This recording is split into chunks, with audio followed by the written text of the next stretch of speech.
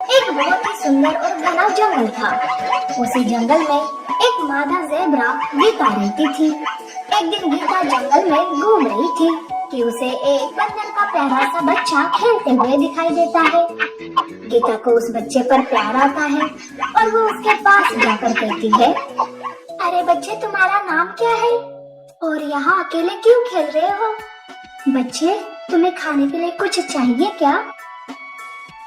गीता बच्चे से बात कर रही थी कि तभी वहाँ बंदरिया आती है। वो अपने बच्चे को गीता से दूर करती है और कहती है, दूर हो जा मेरे बच्चे से मनहूस। पहले खुद के बच्चे को खा गई और अब मेरे बच्चे को भी मारना चाहती हो। चल जा यहाँ से। बंदरिया गीता को भला बुरा सुनाती है। गीता रोते हुए वहाँ से चली जाती है। दरअसल कुछ साल पहले गीता को एक मरा हुआ बच्चा पैदा हुआ था और उसके बाद से उसे कोई बच्चा नहीं हुआ। इसीलिए जंगल के कुछ जानवर गीता को हमेशा भला बुरा कहते थे। गीता बंदरिया की बातों से दुखी हो जाती है। वो रोते हुए कहती है, भला एक माँ अपने बेटे को कैसे मार सकती है? मैं एक माँ हूँ, मेरे बच्चे के जाने का गम मुझे भी है, पर ये मैं कैसे सबको समझाऊं? और जो कुछ हुआ उसमें मेरा क्या कसूर? हे भगवान, अब जल्दी से मेरी गोद भर दीजिए ताकि सारे जानवरों के मुंह पर ताला लग जाए। ऐसे ही गीता बिना बच्चे के दुखी रहती थी। जानवरों के बच्चों को देखकर वो खुद को बहला लेती थी, पर उनके पास नहीं जाती थी। ऐसे ही कुछ दिन बीत जाते हैं और आखिरकार गीता गर्भवती हो ही जाती है। गीता के तो खुशी का कोई ठिकाना ही नहीं था। हे भगवान, आखिरकार तुमने मेरी सुनी ही ली। मैं बहुत बहुत बहुत खुश हूँ। मैं अपने आने वाले बच्चे का अच्छे से ख्याल रखूंगी और उसे कुछ नहीं होने दूंगी। गीता अपनी ये खुशखबरी सबको बताती है और खुशी से रहने लगती है। ऐसे ही कुछ दिन बीत जाते हैं। एक बार उस जंगल में एक शेर आता है। वो शेर बड़ा ही बेरहम और निर्दयी था। शेर ने जंगल में आते ही तबाही मचा दी थी। उसे किसी पर भी दया नहीं आ रही थी। एक बार शेर बंदरिया के बच्चे के पीछे पड़ जाता है। तब गीता ही उस बच्चे को शेर से बचा लेती है और शेर से कहती है, खबरदार शेर, अगर इस बच्चे की तरफ बढ़े तो तुम्हारे लिए अच्छा नहीं होगा। अरे कम से कम बच्चों को तो बख्श दो।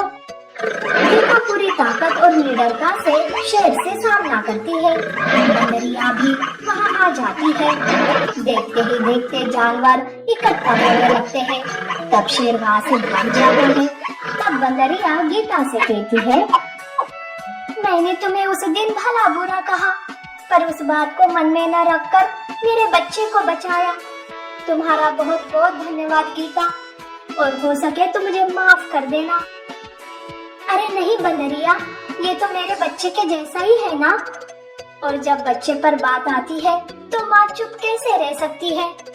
बंदरिया, धन्यवाद या फिर माफी मांगने की कोई जरूरत नहीं है। पर गीता, तुम गर्भवती हो, इस शेर से जरा बचकर रहना और कभी किसी बात की जरूरत हो तो मुझे बता देना। उस दिन गीता का साहस देखकर सब उसकी तारीफ करते हैं। उधर शेर गीता पर बहुत गुस्सा हो जाता है और कहता है, इस गीता को तो मैं छोड़ूंगा नहीं। इस बार उसने मेरे हाथों से बंदरिया का बच्चा छीन लिया ना। अब देखो मैं उसके बच्चे को कैसे उससे छीनता हूँ। शेर हमेशा गीता पर नजर रखने लगता है। गीता भी शेर से बचकर ही रहती थी। ऐसे में एक दिन गीता एक प्यारे से बच्चे को जन्म देती है।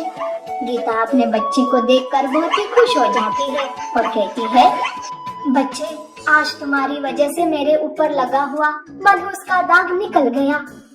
तुम तो मेरा संसार हो, मैं तुम्हें कुछ नहीं होने दूंगी। गीता खुशी से बच्चे का पालन पोषण कर रही थी। शेर को गीता के बच्चे के आने की खबर लग जाती है।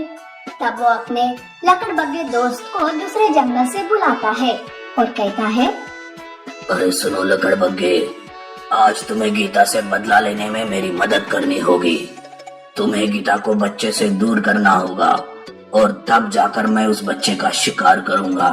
तभी जाकर मेरे कलेजे को ठंडक मिलेगी। वो दोनों गीता को ढूंढते हुए जाते हैं। तब वो देखते हैं कि गीता बच्चे के साथ खेल रही थी। तब लकड़बग्गा प्लान के हिसाब से गीता पर हमला करने जाता है। गीता बच्चे से लकड़बग्गे को दूर रखने के लिए उसके पीछे भागती है तो इधर शेर दूसरी ओर से बच्चे के पास आता है। शेर को सामने देखकर बच्चा डर के मारे रोने लगता है।